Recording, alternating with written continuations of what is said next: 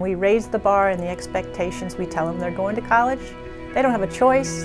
We tell them that they will succeed. They don't have a choice. We're behind them. And it's not just one person that's behind them. It's their parents. It's the local governing board. It's other people in HISTA, in their communities. And then when they get to the college level, it's the HISTA family at the various colleges that these kids go to. All their expectations are then reset from the entry into HISTA. I want to be an orthopedic surgeon really bad, and I'd love to get into that.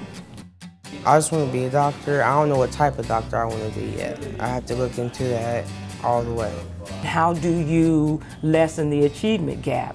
You equip students with skills, with science inquiry, with math abilities, with effective writing, effective study skills, so that these students could go back into their communities, into the classrooms, and feel that they had the skills to pursue a college degree. You know, it'll help me out towards college. Plus, you got these camps where you can learn and get a week's worth of college experience. Camp's great. During the year, doing projects, going to symposium with HISTA.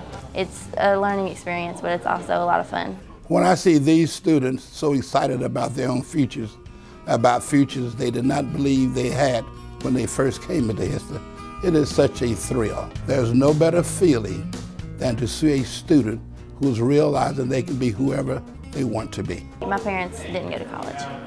They want every opportunity that I can get. They're there to help me and support me through anything. My parents didn't go to college.